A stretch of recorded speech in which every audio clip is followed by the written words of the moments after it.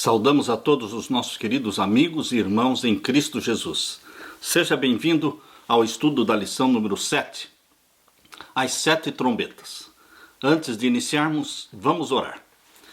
Pai querido que estás nos céus, humildemente na Tua presença, buscamos a Tua bênção. Pedimos em nome de Jesus que o Senhor derrame o Espírito Santo sobre mim e os meus irmãos, que ao abrirmos a Tua palavra, o Senhor fale ao nosso coração. Em nome de Jesus, amém. Queridos, a profecia das 7 trombetas está exatamente no capítulo 8 e 9 de Apocalipse. É o terceiro ciclo de 7. Primeiramente 7 igrejas, depois 7 selos, depois 7 trombetas. E o último ciclo de 7 são as 7 pragas. Existe uma sequência bíblica nestes ciclos de 7. Quando você termina a carta de Laodiceia, você percebe que ali existe aquela transição. Quando mostra Laodiceia o povo do juízo, Jesus em Apocalipse 4:1 diz: "Vem João, e agora eu vou te mostrar as coisas que depois destas devem acontecer." E então mostrou a sala do juízo, o livro do juízo e então o processamento do juízo, que são os 7 selos.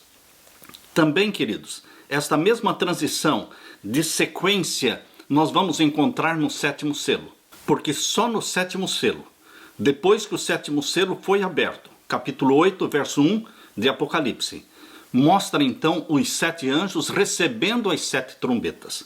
Eles não recebem antes de Jesus abrir o 7º selo. Portanto, vemos aí a sequência bíblica irrefutável. Nesta semana, nosso estudo se concentra nas 7 trombetas e também em Apocalipse capítulo 10, falando sobre o DNA da Igreja Adventista e da missão profética dada por Deus para a Igreja Adventista do 7º dia. Vamos para a parte de domingo. As orações dos santos. Abra sua Bíblia em Apocalipse capítulo 8 e vamos ler os versos 1 até o verso 5. Apocalipse capítulo 8, versos 1 até o verso 5. E havendo aberto o 7º selo, fez-se silêncio no céu quase por meia hora. Nós sabemos que esse silêncio no céu resulta da tensão e do suspense, porque a porta da graça estava para ser fechada. Jesus estaria fazendo a última grande intercessão e fechando a porta da graça. Mas existia ainda uma multidão para ser selada. Portanto, existe um suspense no céu, um silêncio no céu. Assim como houve um silêncio no céu quando Jesus Cristo estava para abrir a porta da graça. Quando Jesus estava para escancarar a porta da graça lá no Getsêmani. A sorte da humanidade oscilava na balança. E Jesus Cristo por 3 vezes pediu para o Pai: se possível, passa de mim este cálice. No livro Desejado de Todas as Nações, a serva de Deus diz que lá no céu houve silêncio, nenhuma harpa soava. Por quê? Todos estavam tensos, esperando pela decisão de Jesus Cristo de decidir morrer pela humanidade. E Jesus Cristo decidiu: morrerei pela humanidade, custe o que custar. Salvarei, resgatarei a família humana. Até o momento do Getsêmani e até o momento da cruz do Calvário. A graça era uma promessa de Deus. Todo o Antigo Testamento era uma promessa da graça que um dia seria consolidada, seria concretizada pela morte do Cordeiro de Deus, pelo sangue dele que seria derramado. E esta promessa da graça se cumpriu quando Jesus Cristo no Getsêmani decidiu morrer pela humanidade e suou sangue. E depois na cruz do Calvário derramou seu sangue para nossa salvação. A porta da graça estava aberta. Mas para abrir a porta da graça houve silêncio no céu. E agora, queridos, no capítulo 8, verso 1 a 5 de Apocalipse, nós vemos aqui a abertura do 7º selo. A porta da graça está para ser fechada. E para ser fechada, existe novamente silêncio no céu, suspense, porque uma multidão ainda está por ser selada. E Jesus Cristo clama para o Pai: Pai, meu sangue, meu sangue. E mais um anjo é enviado à terra para selar aqueles que ainda não tinham sido selados. Queridos, Deus tem interesse em salvar o maior número possível. Só vai se perder aqueles que querem se perder, porque Deus fez tudo para nos salvar. No capítulo 8 de Apocalipse, verso 2 diz: E vi os 7 anjos que estavam diante de Deus, e foram-lhes dadas 7 trombetas. Presta atenção, meu querido irmão. Aqui na palavra de Deus diz que os 7 anjos estavam diante de Deus e eles só receberam as 7 trombetas depois que Jesus abriu o 7º selo. Eu pergunto, o 7º selo já foi aberto? Óbvio que não. Não foi aberto ainda. Então, queridos, os 7 anjos ainda não receberam as 7 trombetas. Agora, queridos, os versos 3 e 4 mostram a última grande intercessão que Jesus fará pela conversão da grande multidão da hora 1/10. Veja, esta grande intercessão resulta numa grande conversão. Aqui diz o verso 3, e veio outro anjo e pôs-se junto ao altar tendo um incensário de ouro. Este anjo que veio e pegou um incensário de ouro para interceder junto ao altar, queridos, este anjo é Jesus Cristo. Jesus é chamado de anjo, o anjo do Senhor, várias vezes na Bíblia. Você pode ler Êxodo capítulo 3, versos 2 a 6. Você pode ler Êxodo capítulo 14, verso 19. E você pode ler também Malaquias capítulo 3, verso 1, onde menciona que Jesus Cristo é sim o anjo do concerto, o anjo da aliança. Aqui em Malaquias capítulo 3, verso 1, nós lemos: Eis que eu envio o meu anjo, que preparará o caminho diante de mim, e de repente virá ao seu templo o Senhor, a quem vós buscais, o anjo do concerto, a quem vós desejais. Eis que vem, diz o Senhor dos Exércitos.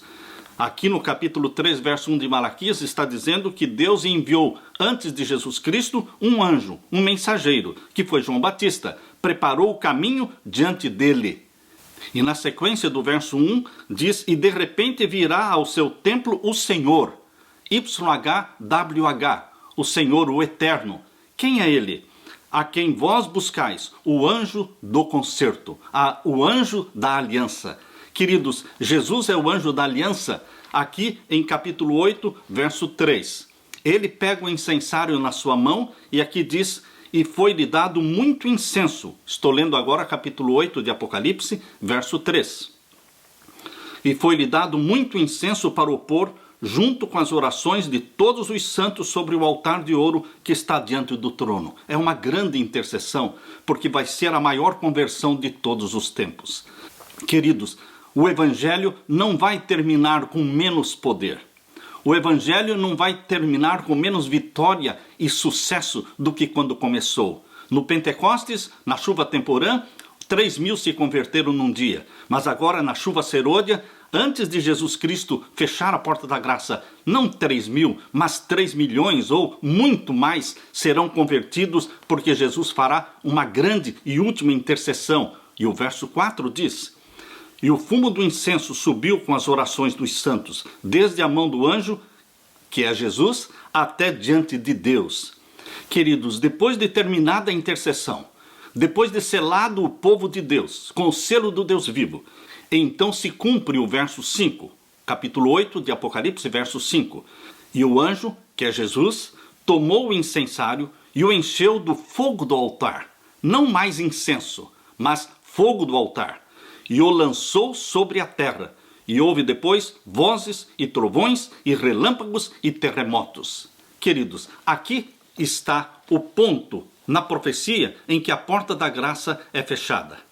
Por isso eu gostaria de ler para vocês, mais uma vez, o que está neste livro, Primeiros Escritos, na página 279. Primeiros Escritos, página 279. Aqui nós lemos: Vi anjos indo aceleradamente de um lado para o outro no céu. Um anjo com um tinteiro de escrivão ao lado voltou da terra e referiu a Jesus que sua obra estava feita e os santos estavam numerados e selados. Então vi Jesus, que havia estado a ministrar diante da arca, exatamente como está dizendo aqui em Apocalipse capítulo 8, verso 3 e 4. Então vi Jesus, que havia estado a ministrar diante da arca, a qual contém os 10 mandamentos, lançar o incensário, levantou as mãos e com grande voz disse: está feito. E toda a hoste angelical tirou suas coroas quando Jesus fez a solene declaração: continue o injusto fazendo injustiça, continue o imundo ainda sendo imundo, o justo continue na prática da justiça e o santo continue a santificar-se. Apocalipse 22, verso 11. Cada caso fora decidido para a vida ou para a morte. Enquanto Jesus estivera ministrando no santuário, o juízo estivera em andamento pelos justos mortos. Enquanto Cristo estava ministrando, o juízo estava em andamento. Antes de Jesus abrir o 7º selo, o juízo estava em andamento. O juízo estava sendo processado antes de Jesus abrir o 7º selo. Aqui está dito, Primeiros Escritos, página 280, cada caso fora decidido para a vida ou para a morte. Enquanto Jesus estivera ministrando no santuário, o juízo estivera em andamento pelos justos mortos, e a seguir pelos justos vivos. Cristo recebera seu reino, tendo feito expiação pelo seu povo, e apagado os seus pecados. Retirando-se Jesus do lugar santíssimo, ouviu o tilintar das campainhas sobre as suas vestes, e ao sair ele, uma nuvem de trevas cobriu os habitantes da terra. Fechou-se a porta da graça. E agora Satanás tem domínio completo sobre os pecadores impenitentes, aqueles que não se arrependeram. Não havia então mediador entre o homem culpado e Deus que fora ofendido. Enquanto Jesus permanecera entre Deus e o homem culposo, achava-se o povo sob repressão. Quando, porém, ele saiu de entre o homem e o Pai, essa restrição foi removida e Satanás teve completo domínio sobre os que afinal se não arrependeram. Quando Satanás terá completo domínio sobre aqueles que não se arrependeram? Depois que Jesus Cristo lançar o incensário sobre a terra e deixar o Santíssimo. Queridos, está muito claro. O capítulo 8, versos 1 ao verso 5 de Apocalipse está revelando para você a última grande intercessão de Jesus, a última grande conversão maior de todos os tempos e então o fechamento da porta da graça. Somente então os anjos vão começar a tocar as trombetas. Vamos agora para a parte de segunda-feira, o significado das trombetas. Queridos, voltando novamente para Apocalipse capítulo 8 e agora vamos ler o verso 6 em diante. Vejam, depois que Jesus lançou o incensário sobre a terra e disse, está feito, então os anjos que tinham recebido as trombetas, lá no verso 2, capítulo 8, verso 2, então estes anjos se prepararam para tocá-las. Agora capítulo 8, verso 6.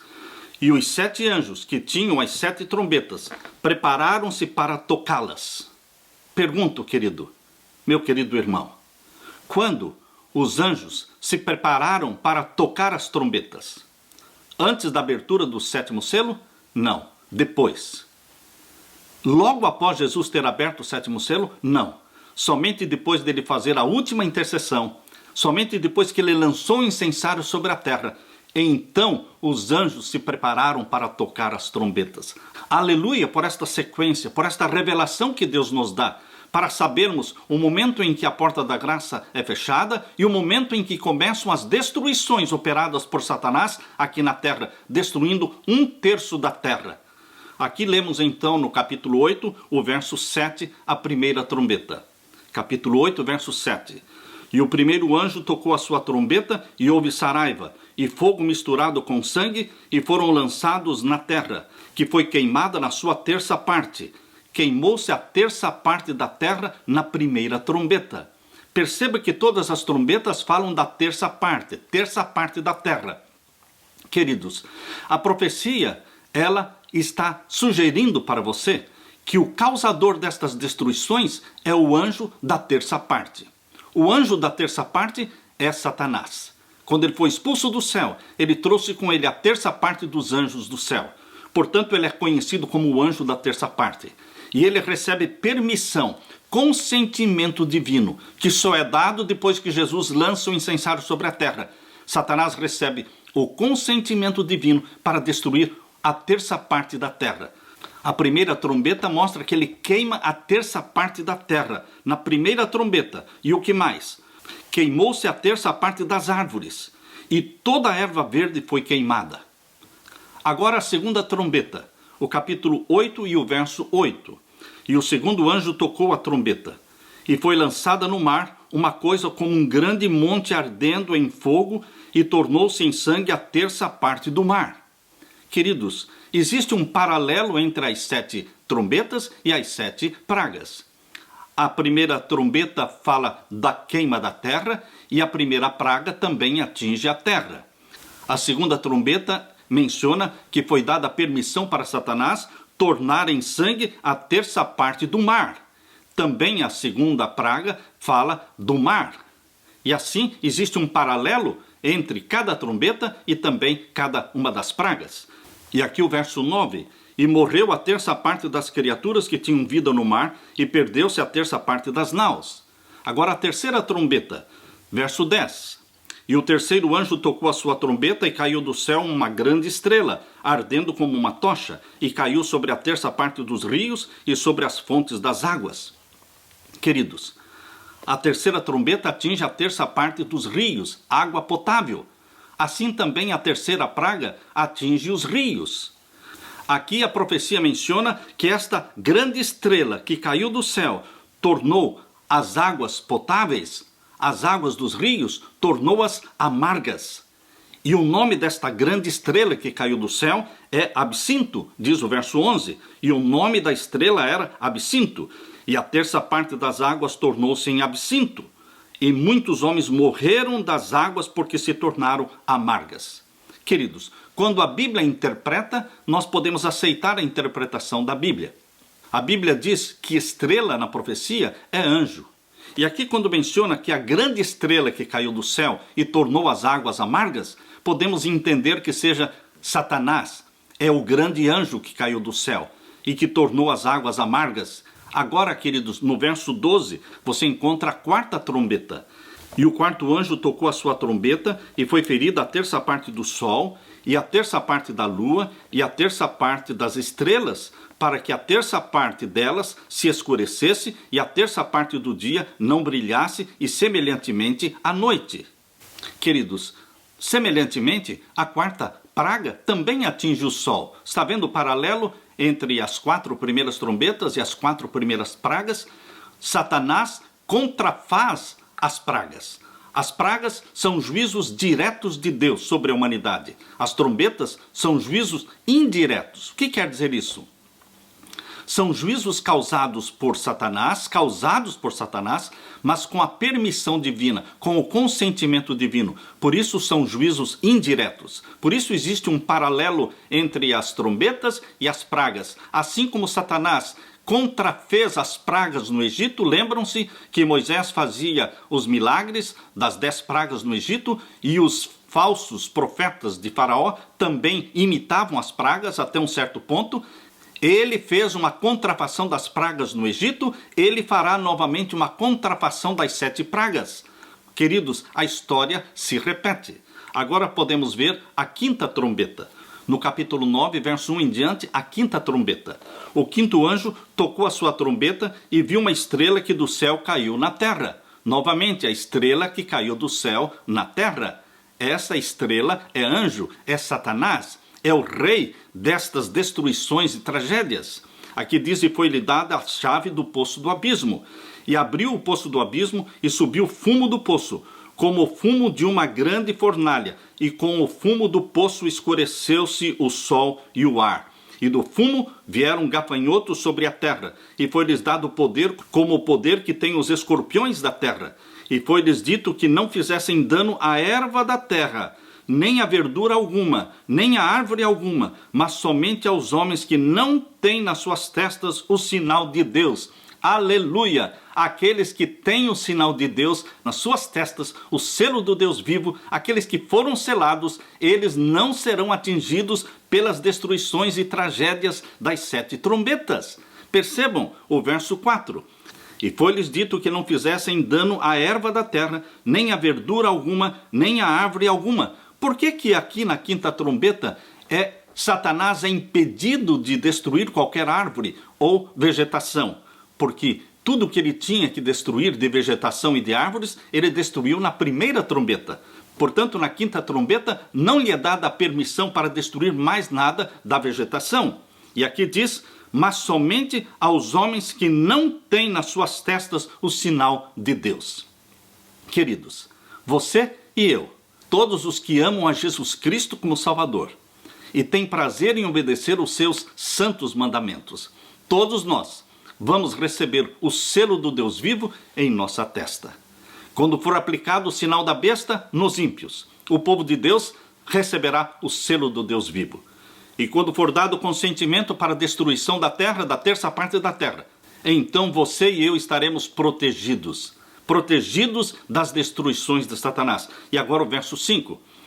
E foi-lhe permitido não que os matassem, mas que por 5 meses os atormentassem, e o seu tormento era semelhante ao tormento do escorpião quando fere o homem. Satanás, na quinta trombeta, vai atormentar, vai fazer a humanidade sofrer com um tormento semelhante ao sofrimento quando alguém é picado por escorpião. Eu não sei se você já viu alguém gritando de dor porque foi mordido ou picado por um escorpião. Vai ser assim, queridos. Estes gafanhotos que picam como escorpião, nós não sabemos o que é isto, mas são forças satânicas, forças demoníacas. Queridos, eles vão atingir somente os que não têm o selo do Deus vivo. Isto prova, queridos, isso prova irrefutavelmente que as trombetas ocorrem somente depois do selamento do povo de Deus e do selamento dos ímpios. Por quê? Está claro aqui que aqueles que foram selados pelo selo do Deus vivo não serão atingidos pelos sofrimentos de 5 meses causados por Satanás. Como é que nós temos tanta certeza de que é Satanás quem causa estas destruições? Porque aqui é mencionado claramente que é Satanás. Capítulo 9. Vejam capítulo 9, verso 11. Essas forças demoníacas, elas têm um rei sobre elas. Vejam o capítulo 9, verso 11. E tinham sobre si rei, o anjo do abismo. As forças demoníacas não trabalham por conta própria. Não é cada um decidindo fazer o que quer. Elas seguem a orientação do rei delas, as forças demoníacas. E quem é o rei das forças demoníacas? E tinham sobre si rei, o anjo do abismo. Quem é o anjo do abismo?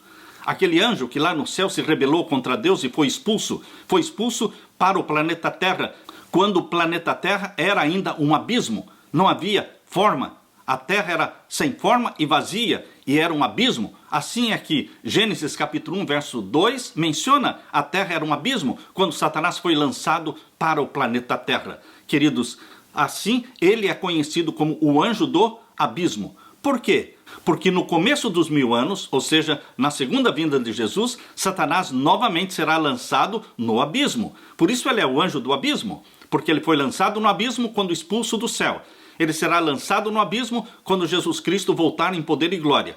E ele subirá do abismo no final dos 1000 anos para cercar a cidade santa e então será jogado no lago de fogo e enxofre e será queimado e se tornará cinzas. Queridos, o anjo do abismo é Satanás. Em hebreu, o seu nome é Abaddon e em grego, Apolion. A propósito, queridos, Abaddon é o nome do deus da maçonaria, o deus de chifres.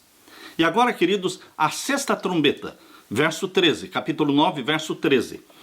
E tocou o sexto anjo a sua trombeta, e ouvi uma voz que vinha das 4 pontas do altar de ouro que estava diante de Deus, a qual dizia ao sexto anjo que tinha a trombeta: solta os 4 anjos que estão presos junto ao grande rio Eufrates. Não confunda esses 4 anjos com aqueles lá de Apocalipse 7, verso 1. Aqueles estão segurando os 4 ventos da terra, até que o povo de Deus seja selado. Estes 4 anjos não estão segurando os 4 ventos da terra. Aqui diz capítulo 9, verso 14. O qual dizia ao sexto anjo que tinha a trombeta: solta os 4 anjos que estão presos junto ao grande rio Eufrates. É diferente. E o verso 15. E foram soltos os 4 anjos que estavam preparados para a hora, e dia, e mês, e ano, a fim de matarem a terça parte dos homens. Na sexta trombeta é permitido a Satanás matar a terça parte dos habitantes da terra, mas não os que têm o selo do Deus vivo. Aleluia! Muitos têm medo do fim do mundo, muitos têm medo do que vai acontecer, mas, queridos, quando estudamos as profecias, nós nos regozijamos, porque temos um Pai que nos ama, e temos os anjos que ministram a favor daqueles que vão herdar a salvação. E estes anjos se transformam em escudo de luz ao seu redor, protegendo-o e dando para você o pão e a água, porque o pão e a água serão certos para o povo de Deus neste tempo. Queridos, aqui diz que a terça parte da população da terra será destruída. E diz ainda o verso 16: e o número dos exércitos dos cavaleiros era de 200 milhões. Eu ouvi o número deles. Uma guerra mundial, com 200 milhões de soldados guerreando, matando a terça parte dos habitantes da terra. Mas não você, que ama Jesus Cristo e que guarda os seus mandamentos. Aleluia! Agora, na parte de terça-feira, o anjo com um livro aberto. Abra sua Bíblia agora em Apocalipse capítulo 10. Aqui no capítulo 10 de Apocalipse nós temos o DNA da Igreja Adventista.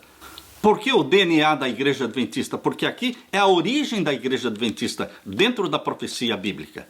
A Igreja Adventista não foi uma igreja a mais que surgiu na terra. A Igreja Adventista não nasceu de uma briga entre dois pastores. Não, queridos. A Igreja Adventista nasceu dentro do calendário profético de Deus, que marcou o ano de 1844, o nascimento de um movimento adventista, um movimento que pregaria a mensagem do Evangelho eterno. Um movimento que entenderia as profecias, que passaria pelo grande desapontamento já profetizado aqui no capítulo 10 de Apocalipse. Aqui já estava profetizado por Deus que haveria um desapontamento, uma grande decepção, que ocorreu no dia 22 de outubro de 1844. Mas deste desapontamento nasceu uma igreja poderosa, um movimento profético que se tornou mundial.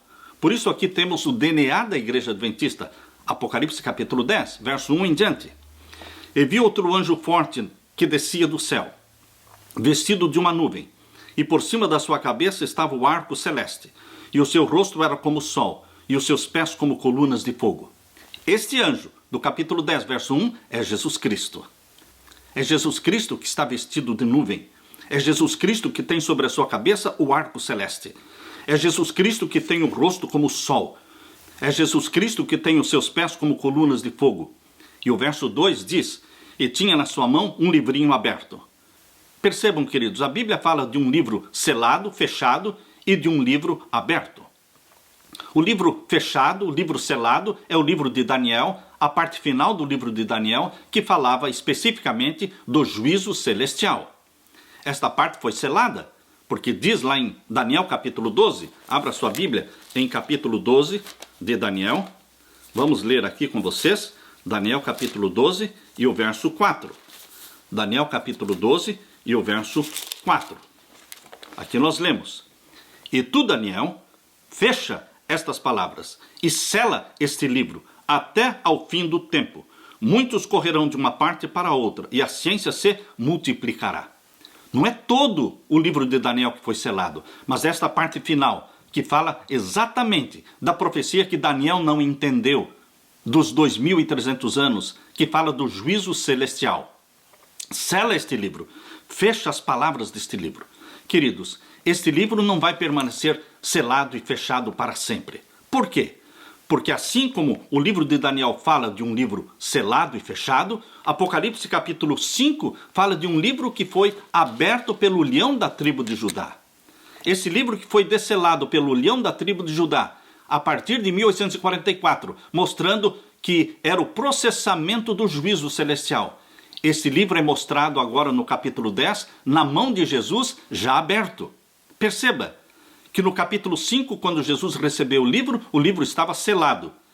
E então o capítulo 6, 7 e 8 mostra o desselamento do livro. Agora no capítulo 10 mostra o livro aberto. Aberto por quê? Porque agora está sendo entendido, está sendo pregado. Por quem? Pelo movimento adventista. Este movimento criacionista. Aqui está o maior movimento criacionista do mundo, que levantou a bandeira dos mandamentos de Deus, mostrando ao mundo que existe um Criador dos céus e da terra, e que o sábado é o memorial da criação. O sábado é o memorial da criação. Cada vez que você sai de casa com a sua Bíblia, com a sua roupa bem arrumadinho e vai para a igreja, por todos os lugares que você passa, você está dizendo: Deus é o Criador dos céus e da terra. Deus criou o mundo numa semana de 6 dias e no 7º dia descansou, abençoou e santificou. Queridos, nós somos o maior movimento criacionista do mundo. Aqui está a origem da Igreja Adventista. Vamos voltar a ler, capítulo 10, verso 3. E clamou com grande voz, como quando brama o leão, e havendo clamado, os 7 trovões fizeram soar as suas vozes. E sendo ouvidas dos 7 trovões as suas vozes, eu ia escrevê-las. E ouvi uma voz do céu que me dizia, sela o que os 7 trovões falaram e não o escrevas. E o anjo, verso 5, e o anjo que vi estar sobre o mar e sobre a terra, levantou a sua mão ao céu, e jurou por aquele que vive para todo sempre, o qual criou o céu e o que nele há, e a terra e o que nela há, e o mar e o que nele há, que não haveria mais tempo. Não haveria mais tempo. Queridos, Ellen White comenta sobre Apocalipse capítulo 10 e o verso 6, que não haveria mais tempo. Quando deixaria de existir o tempo profético? O tempo profético é um dia valendo um ano. Quando acabaria esse tempo profético? Ellen White comenta Apocalipse 10, verso 6, no livro Comentário Bíblico Adventista, o volume 7, e na página 971. Ali, a serva de Deus diz, esse tempo que o anjo anuncia com solene juramento, não é o fim da história deste mundo, nem o fim do tempo da graça, mas do tempo profético, que deve preceder o advento de nosso Senhor. Isto é, as pessoas não terão mais mensagens sobre tempo definido. Depois desse período de tempo, que se estende de 1842 a 1844, não pode haver um delineamento definido do tempo profético. O cômputo mais longo se estende até o outono de 1844. Comentário Bíblico Adventista, volume 7, página 971. Ellen White fala claramente que o que acabou em 1844 é o tempo profético. Muitos entendem que o tempo profético se refere a qualquer profecia de tempo. Não, queridos. A Bíblia fala de profecias de tempo literal e a Bíblia fala de profecias de tempo profético. As profecias de tempo literal são os 400 anos do Egito, são os 70 anos de Israel lá em Babilônia, são os 3 anos e meio profetizados por Elias, que não choveria sobre a terra no tempo em que Acabe e Jezabel estivessem reinando. Portanto, existe profecia de tempo literal, mas existe também profecia de tempo profético. E tempo profético nós entendemos quando a profecia usa um dia para valer um ano. E então nós temos um tempo, 2 tempos e metade de um tempo, que são os 1260 dias proféticos de Daniel 7:25, que são 1260 anos.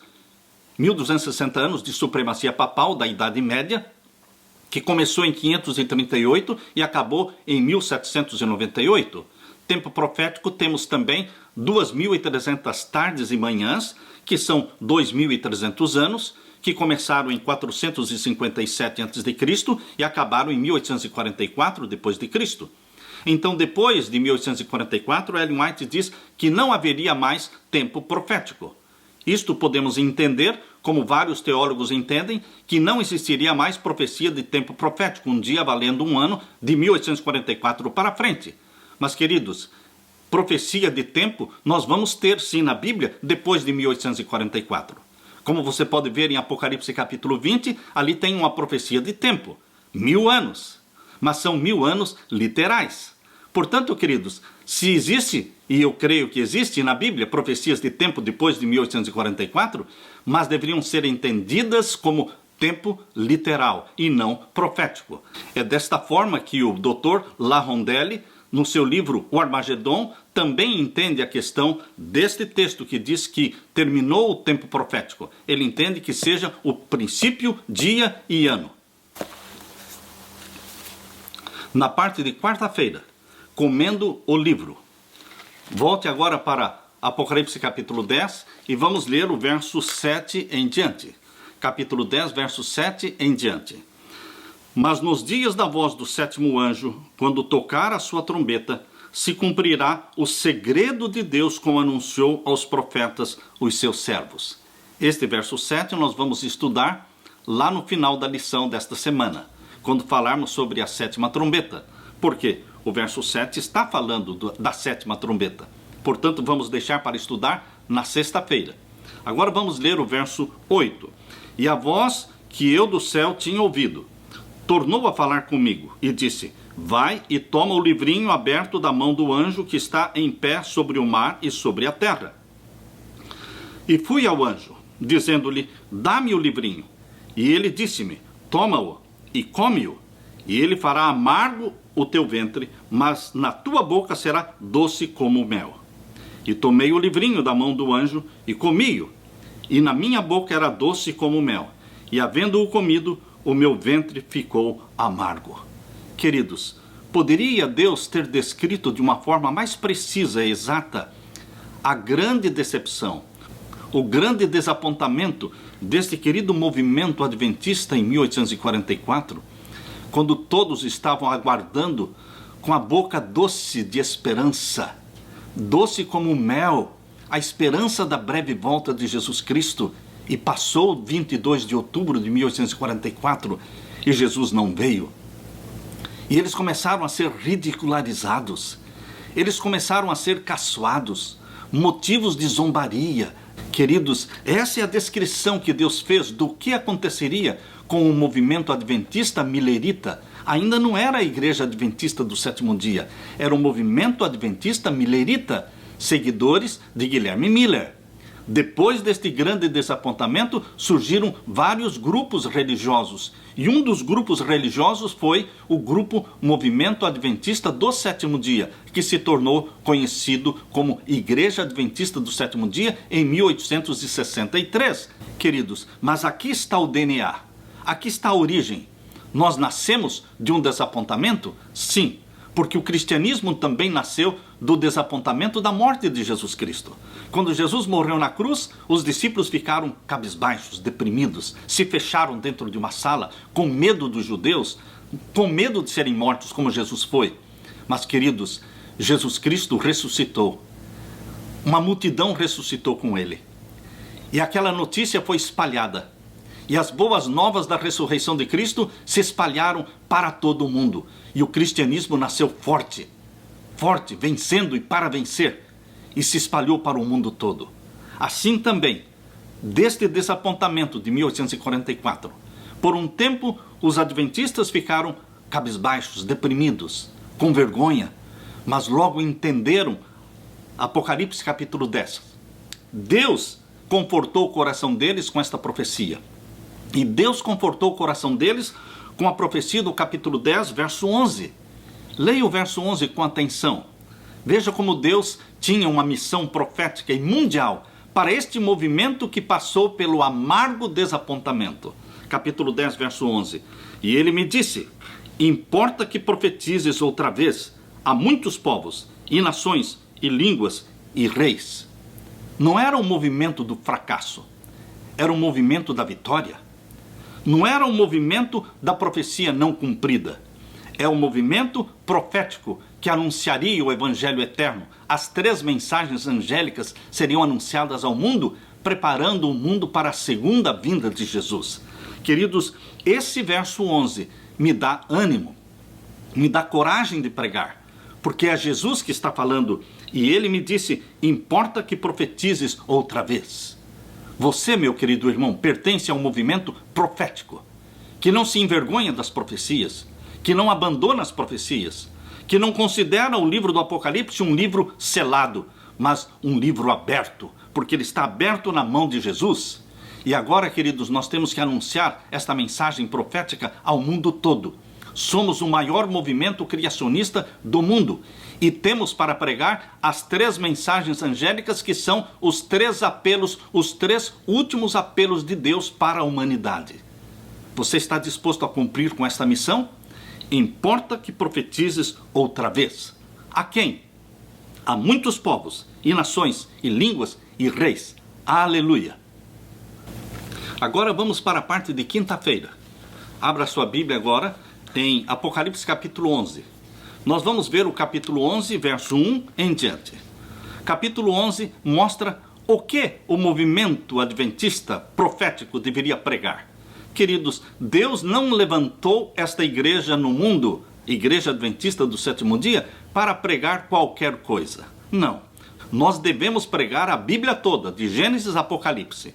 Mas não podemos esquecer que Deus nos deu uma missão específica, que ninguém mais vai pregar se nós não pregarmos. São as profecias do Apocalipse e de Daniel. E especificamente as 3 mensagens angélicas. Especificamente a mensagem que diz respeito ao santuário celestial.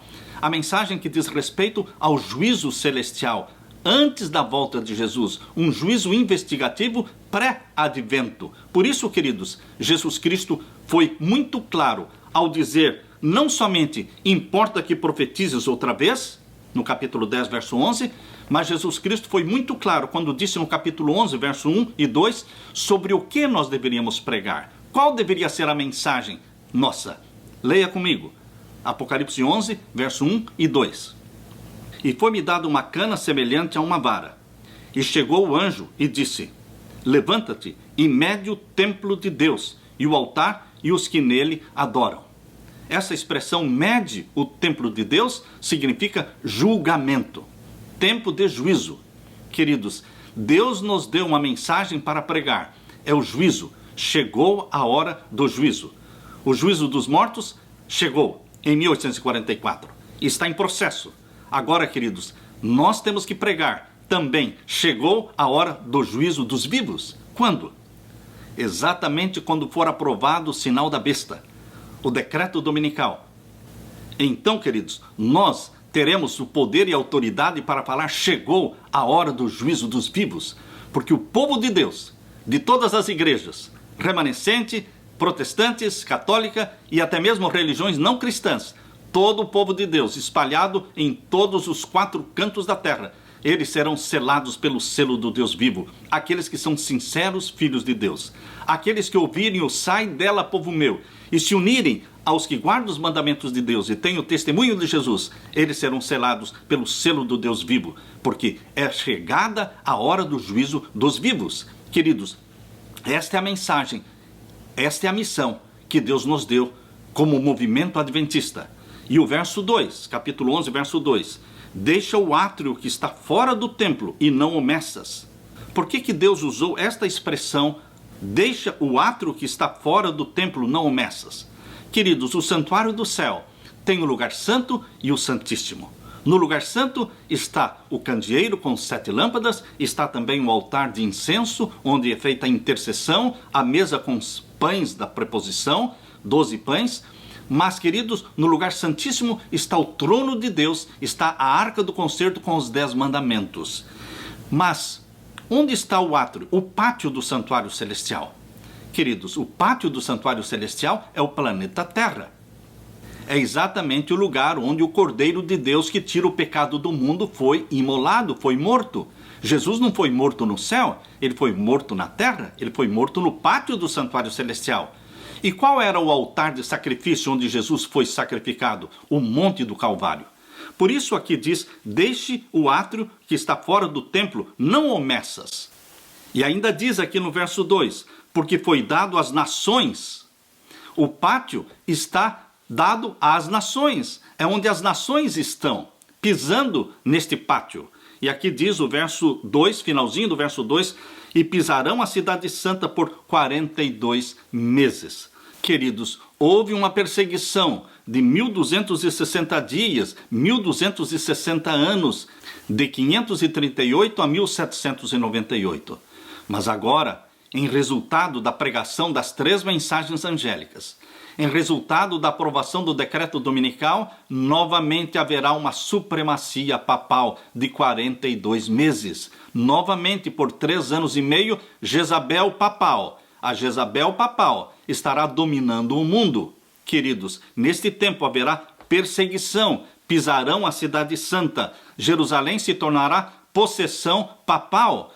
O Papa armará as tendas do seu palácio lá em Jerusalém. É assim que diz lá em Daniel capítulo 11, verso 45. Em Daniel capítulo 11, verso 45, falando do rei do norte, que é o papado, diz que ele armará as tendas do seu palácio lá entre o Mar Grande e o Monte Santo. O Mar Grande é o Mar Mediterrâneo e o Monte Santo é onde estava o templo e que hoje está lá a mesquita de Omar, a mesquita azul. Queridos, a Bíblia menciona que o rei do norte colocará o seu trono, armará as tendas do seu palácio lá em Jerusalém, lá no território de Israel. E aqui diz, queridos, eles pisarão a cidade santa por 42 meses. O mesmo período mencionado em Apocalipse capítulo 13, verso 5, que fala que quando a besta que subiu do mar tiver a sua ferida mortal curada, vai ser-lhe dado tempo para continuar por mais 42 meses. Quando a ferida mortal for curada, através do decreto dominical, e todos adorarão a besta, todas as nações, tribos e línguas adorarão a besta. Capítulo 13, verso 8 de Apocalipse. Neste tempo será dado a ele o tempo de 42 meses para continuar esta supremacia que perdeu na Idade Média. Em 1798, o papado perdeu esta supremacia. Ele recupera esta supremacia através do decreto dominical. Queridos, mas vai ser uma supremacia curta, um período da angústia qual nunca houve, mas vai ser um período curto de angústia, mas você terá o seu pão e a sua água, e Deus estará protegendo o seu povo que tem o selo do Deus vivo. Aleluia, queridos. Bendito seja Deus. Agora o capítulo 11 e o verso 3. E darei poder às minhas 2 testemunhas, e profetizarão por 1260 dias vestidas de saco. E foi dado poder às minhas 2 testemunhas, Antigo e Novo Testamento. São as 2 testemunhas. Qual é a igreja que aceita a Bíblia completa, de Gênesis a Apocalipse? 2 testemunhas, Antigo e Novo Testamento. A Igreja Adventista do Sétimo Dia. Nós cremos no sola Escritura. Unicamente a Bíblia é a nossa única regra de fé e prática. O que Deus diz para nós é lei. Estas 2 testemunhas serão perseguidas, porque profetizarão por 1260 dias vestidas de saco. A palavra de Deus, Antigo e Novo Testamento, será anulada, neutralizada, quando destruírem a lei de Deus. Quando implantarem o decreto dominical, que é o estandarte idolátrico romano, é a bandeira papal levantada no meio da cristandade, e todos adorarão ao poder papal, aceitando o domingo como dia santo. Queridos, nesse tempo a lei de Deus estará abolida da face da terra. As 2 testemunhas estarão vestidas de saco, e haverá perseguição contra os filhos de Deus. E o verso 4. Estas são as 2 oliveiras e os 2 castiçais que estão diante do Deus da terra, falando do Antigo e Novo Testamento. E o verso 5. E se alguém lhes quiser fazer mal, fogo sairá da sua boca, e devorará os seus inimigos. E se alguém lhes quiser fazer mal, importa que assim seja morto. E o verso 6. Estes têm poder, ou seja, as 2 testemunhas e também os filhos e filhas de Deus na terra, selados pelo selo do Deus vivo. Aqui diz o verso 6, eles têm poder para fechar o céu. Assim como Elias, no tempo de Jezabel e Acabe, fechou o céu pela sua palavra profética, o povo de Deus também tem poder para fechar o céu durante os 42 meses. Assim como não choveu durante os 3 anos e meio da profecia de Elias, assim também não vai chover durante esse período. Haverá falta de chuva. Chuva na Bíblia é bênção de Deus. Mas como a lei de Deus foi abolida e como as 2 testemunhas estão sendo perseguidas, vestidas de saco, durante esses 3 anos e meio, durante os 42 meses, durante esses 1260 dias, então Deus retira a bênção, retira a chuva. Por isso que faz sentido quando a profecia diz, mas para você, meu querido filho, a água e o pão serão certos, porque os ímpios vão estar morrendo de fome e de sede, mas o povo de Deus terá seu pão e sua água. Aleluia! Por isso diz aqui o verso 6, eles têm poder para fechar o céu. A história se repete, irmãos. Os Elias de hoje, os remanescentes de hoje, eles têm poder para fechar o céu, porque assim já está profetizado aqui, para que não chova nos dias da sua profecia. Quais são os dias da profecia? Nos 42 meses. E o que mais? E tem poder sobre as águas para convertê-las em sangue, e para ferir a terra com toda a sorte de pragas, todas quantas vezes quiserem. Agora, queridos, no verso 7 diz, e quando acabarem o seu testemunho, a besta que sobe do abismo lhes fará guerra e os vencerá e os matará. Queridos, do verso 7 em diante é uma aplicação à Revolução Francesa. Apocalipse capítulo 11, verso 7 em diante, é uma aplicação que Ellen White faz no livro Grande Conflito, à Revolução Francesa de 1789. Quando acabou a supremacia papal da Idade Média, em 1798, sim, a igreja foi perseguida. Em 1789, eles destruíram as igrejas, eles queimaram a Bíblia na França e eles fecharam as igrejas. Assim, Satanás, no final dos 1260 anos de perseguição, que acabou em 1798, ele perseguiu o cristianismo. E aqui diz, e quando acabarem o seu testemunho, a besta que sobe do abismo. Quem é a besta que sobe do abismo? É o anjo do abismo, é Satanás. E ele usou quem? A Revolução Francesa, o Iluminismo, para destruir as religiões, para destruir a palavra de Deus.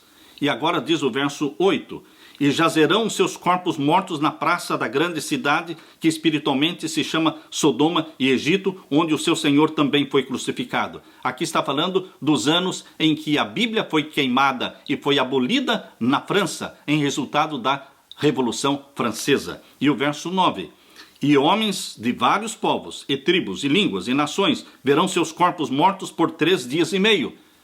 Sim, queridos, por 3 anos e meio ficou a Bíblia morta. A França é o único país que aboliu o ciclo semanal de 7 dias. Eles implantaram naquele tempo da Revolução Francesa uma semana de 10 dias. Eles dividiram um mês em 3 semanas de 10 dias. E o último dia, o 10º dia, seria o dia feriado. Assim, queridos, a França é o único país na Terra que alterou o ciclo semanal. Mas isso não demorou por muito tempo. Logo eles voltaram atrás e adotaram novamente o ciclo da semana de 7 dias. A Bíblia, que foi proibida na França e foi queimada, ela foi restaurada. Por quê? Porque depois de 1798, quando a supremacia papal acabou, queridos, as sociedades bíblicas surgiram. Em 1804 surgiu a Sociedade Bíblica de Londres. Em 1816 surgiu a Sociedade Bíblica Americana. E a Bíblia foi levantada no céu. A Bíblia foi espalhada por todos os cantos da face da terra, através das sociedades bíblicas. Por isso diz aqui no verso 10, e os que habitam na terra se regozijarão sobre eles e se alegrarão e mandarão presentes uns aos outros, porquanto estes 2 profetas, Antigo e Novo Testamento, tinham atormentado os que habitam sobre a terra. E depois daqueles 3 dias e meio, ou seja, 3 anos e meio em que a Bíblia ficou destituída e queimada, o Espírito de vida, vindo de Deus, entrou neles e puseram-se sobre os seus pés. E caiu grande temor sobre os que viram e ouviram uma grande voz do céu que lhes dizia, subi cá. E subiram ao céu em uma nuvem, e os seus inimigos os viram. A Bíblia foi exaltada. Através das sociedades bíblicas, a Bíblia foi espalhada para o mundo todo. Queridos, louvado seja Deus, porque a Bíblia está viva. As testemunhas de Deus, Antigo e Novo Testamento, estão vivas. O grande movimento missionário no mundo foi exatamente com o surgimento das sociedades bíblicas, quando a Bíblia, depois de queimada e morta durante a Revolução Francesa, foi exaltada nos céus. Aleluia! Porque a palavra de Deus permanece para todo sempre. Agora, na parte de sexta-feira, queridos. Na parte de sexta-feira, nós vamos estudar sobre a 7ª trombeta. A 7ª trombeta não pode deixar de ser estudada. Capítulo 11, versos 15 a 19. Abra sua Bíblia. Aqui nós vamos ler Apocalipse 11, versos 15 a 19. E tocou o 7º anjo, a sua trombeta, e houve no céu grandes vozes, que diziam, os reinos do mundo vieram a ser do nosso Senhor e do seu Cristo, e ele reinará para todo sempre. Quando Cristo reinará para todo sempre? No toque da 7ª trombeta. E aqui diz, e os 24 anciãos, que estão assentados em seus tronos diante de Deus, prostraram-se sobre os seus rostos e adoraram a Deus. É a mesma cena de Apocalipse capítulo 4, verso 1 até o verso 5, irmãos. É a mesma cena de Deus sentado sobre o trono e os 24 anciãos assentados sobre os seus 24 tronos. Jubilosos, proclamam a vitória de Jesus Cristo na 7ª trombeta. E aqui diz o verso 17, dizendo, graças te damos, Senhor, Deus Todo-Poderoso, que és, e que eras, e que hás de vir. A mesma cena lá de Apocalipse capítulo 4 e capítulo 5. Que tomaste o teu grande poder e reinaste, e iraram-se as nações, e veio a tua ira e o tempo dos mortos. Ou seja, os mortos foram julgados desde 1844, para que sejam julgados, e o tempo de dares o galardão aos profetas, os teus servos, aos santos e aos que temem o teu nome, a pequenos e a grandes, e o tempo de destruíres os que destroem a terra. Porque agora virão as pragas, que é Deus destruindo aqueles que destroem a terra. E agora o verso 19. E abriu-se no céu o templo de Deus, e a arca do seu concerto foi vista no seu templo, e houve relâmpagos e vozes, e trovões, e terremotos, e grande saraiva. É no toque da 7ª trombeta que o céu vai se abrir. É no toque da 7ª trombeta que vai aparecer a arca do concerto. A lei de Deus, os 10 mandamentos, aparecerão no céu. Os ímpios terão que ler os 10 mandamentos. O povo de Deus, selado pelo selo do Deus vivo, eles lerão os 10 mandamentos. São 2 tábuas de pedra. A mão de Deus abre e todos leem a santa lei de Deus, que foi abolida da face da terra, mas que faz parte da vida daqueles que foram selados pelo selo do Deus vivo. Por isso, queridos, no toque da 7ª trombeta ocorre esse majestoso evento. A lei de Deus estampada no céu. E mais ainda, no capítulo 10 e o verso 7. No capítulo 10 de Apocalipse, verso 7, diz o que mais vai acontecer no toque da 7ª trombeta. Além de Deus estampar a sua lei, os 10 mandamentos no céu, para todos lerem, agora aqui no capítulo 10, verso 7, diz: mas nos dias da voz do 7º anjo, quando tocar a sua trombeta. Estão entendendo? Está claro? Nos dias da voz do 7º anjo, quando ele tocar a sua trombeta, a 7ª trombeta, se cumprirá o segredo de Deus, como anunciou aos profetas os seus servos. Qual é o segredo de Deus? Queridos, Mateus capítulo 24, verso 36. Jesus disse: daquele dia e hora ninguém sabe, nem os anjos, nem o Filho do Homem, unicamente o Pai. Deus, o Pai, sabe o dia e a hora da volta de Jesus. Quando Jesus estava na terra falando com os discípulos, ele também não sabia. Mas agora, ele assumiu todo o poder no céu e na terra. Hoje ele sabe o dia e a hora da sua vinda. Mas nós ainda não sabemos. Chegará um momento exato, específico, em que Deus vai revelar o dia e a hora da volta de Jesus. Quando? Quando a 7ª trombeta for tocada. Quando a lei de Deus for estampada no céu. E todos lerem os 10 mandamentos. Então ouvirão uma voz.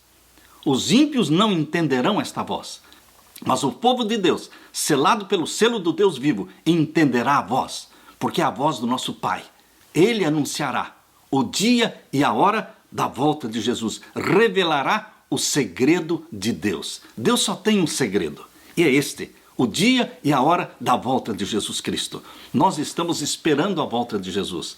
Nós estamos pregando a volta de Jesus. Nós estamos preparando um povo para a volta de Jesus. Não sabemos o dia e a hora, mas será muito breve. Muito breve. E você e eu, querido irmão, nós estamos sendo convidados por Jesus Cristo para pregar a mensagem profética, a mensagem do movimento profético, preparando um povo para a volta de Jesus. Deixo com você, meu querido irmão, a paz de meu Jesus. Amém.